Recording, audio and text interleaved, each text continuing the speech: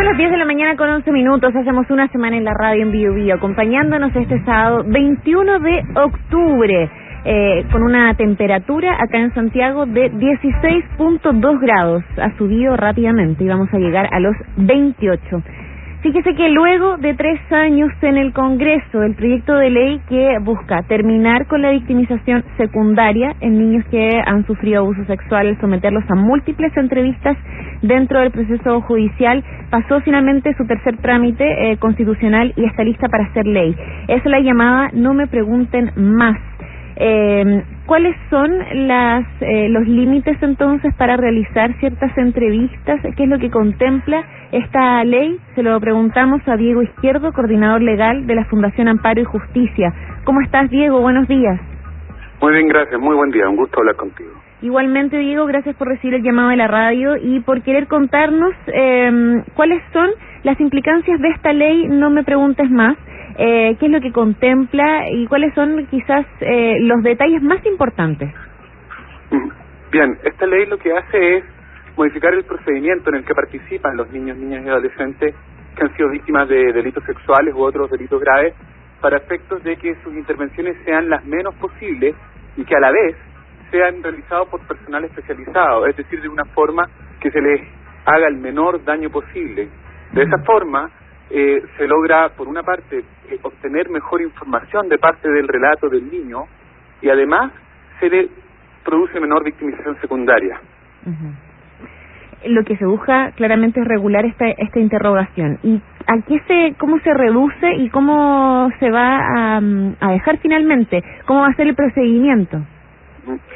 Bien, lo esencial es que en la denuncia se le pregunta al niño la menor cantidad de detalles posibles para efectos de que su testimonio sea recogido en una diligencia específica que se llama entrevista investigativa videograbada, que va a ser realizada por un entrevistador que va a tener las competencias necesarias y el conocimiento para preguntar al niño de forma adecuada, de forma de poder obtener la mayor cantidad de información posible de la mejor calidad y sin victimizar al niño.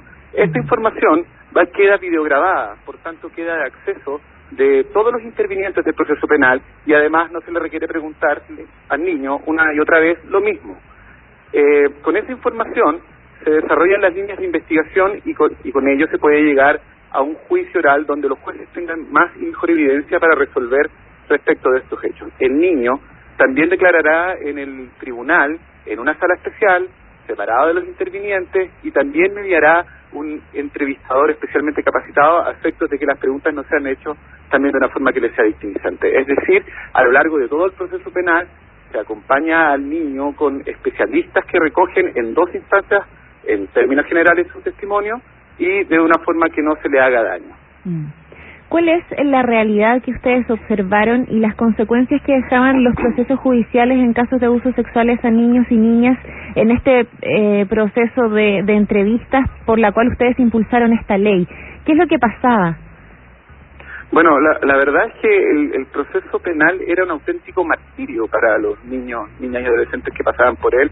Después de haber sufrido un acto tan violento como un abuso sexual o como una violación, se les interrogaba, y no necesariamente de la forma más adecuada, 6 o 7 veces respecto de lo mismo, no viendo un avance en el procedimiento de la investigación propiamente tal, sintiéndose el niño no solamente maltratado por la forma en que es realizado, sino que también no sentía que no se le creía.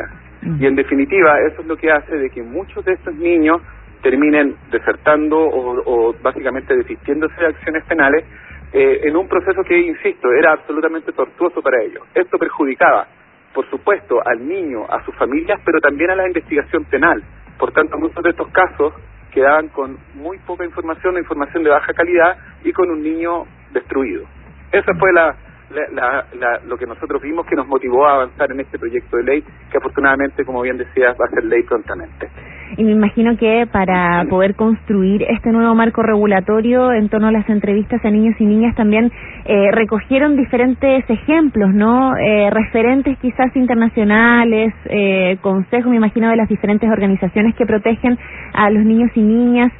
¿Cuáles eran los puntos más importantes que ustedes piensan que quizás se logró rescatar y se encuentran en la ley actualmente? ¿Y de dónde los observaron? Bueno, desde el año 2007 que este tema ha estado siendo profundamente estudiado por quienes propulsaron esta iniciativa, y se rescata mucha experiencia internacional, experiencia nacional también, pero sobre todo técnica y metodología que tiene índole científica, básicamente respecto de lo que se refiere a proceso de desarrollo de niños, memoria, impacto de trauma, y también respecto de la eficiencia de investigaciones penales. Esto es recogido de, insisto, distintos países del mundo como Inglaterra, Australia, Estados Unidos y otros países que llevan más de 20 años desarrollando las distintas técnicas, y de ahí se recoge la entrevista investigativa videograbada, se ven los distintos medidas de protección que son necesarias y los procedimientos en general que requieren de algo que es muy pero muy importante, que es que las instituciones tienen que conversar entre sí, tienen que colaborar entre sí para efectos de que el niño tenga un tránsito pacífico y no dañino por el sistema penal. Es esencial en esto, por tanto, que las instituciones participantes del proceso penal tengan una visión sistémica, colaboren, tengan una visión de colaboración interinstitucional y que además todos hablemos un mismo lenguaje y que sea además comprensible por el niño y que además nosotros no solamente escuchemos al niño, sino que le entendamos y actuemos en consecuencia. Diego, ¿y existen los recursos, no solamente económicos, también humanos, para que eso pase, para que haya un trabajo colaborativo de las distintas instancias e instituciones? Hoy día está en construcción las salas especializadas que se requieren para la realización tanto de esta entrevista investigativa grabada como las salas especiales para la declaración judicial, y se está en proceso de diseño de los entrenamientos para los entrevistadores especializados. Es decir, es un proceso que está en desarrollo. No obstante, yo te puedo decir con absoluta confianza que el compromiso de las instituciones que participan del proceso penal es enorme, y en ese sentido están destinando recursos y personal para efectos de que cuando entre en vigencia esta ley, que no va a ser de inmediato, sino que va a ser a través de un tramo progresivo, se va a contar con los recursos en todas las regiones para poder dar esta atención a todos los niños y niñas de Chile. ¿Qué es lo que tienen que saber los familiares, los padres, madres que nos están escuchando y que han sufrido algún tipo de abuso sexual a sus hijos y que necesiten apoyo y que sepan más o menos cómo va a funcionar la ley y a quiénes tienen que acudir? Primero que todo, es importante que al niño no hay que sobreintervenirlo, es decir, no hay que preguntarle una y mil veces las mismas cosas, y eso significa que ellos también hagan un esfuerzo enorme para no, en el fondo, saciar su natural preocupación, y que permitan de que sea una persona que pueda darle un trato adecuado y especializado, quien recoja la información y que además obtenga la información que sirva para ayudar en el proceso de sanación de ese niño. Por tanto, la invitación es a recurrir a las instancias que el sistema entrega, como por ejemplo es hacer una denuncia frente a Carabineros, la Policía de Investigaciones o el Ministerio Público, y permitir que sean los profesionales quienes conduzcan, quienes orienten, quienes guíen. Esa es la principal recomendación que yo te puedo dar, además, por supuesto, de que este tiene que ser un proceso en que los niños y niñas requieren de un acompañamiento y de una comprensión y apoyo que, por supuesto, es imprescindible. Ya, pero en ningún caso, por ejemplo, obligar a un niño a entregar el testimonio, presionarlo, porque hasta que no entre en vigencia esta ley que estamos conversando todavía deben haber sesgos ahí que pueden ser importantes de marcar un límite. O sea, absolutamente de acuerdo. No se tiene que presionar al niño a obtener un relato. Siempre hay que pensar que un niño, como términos generales, sobre todo los más pequeños en general, buscan dar una respuesta satisfactoria al adulto. En ese sentido, lo que se puede obtener, además de victimizar al niño, es una respuesta que no necesariamente será 100% precisa.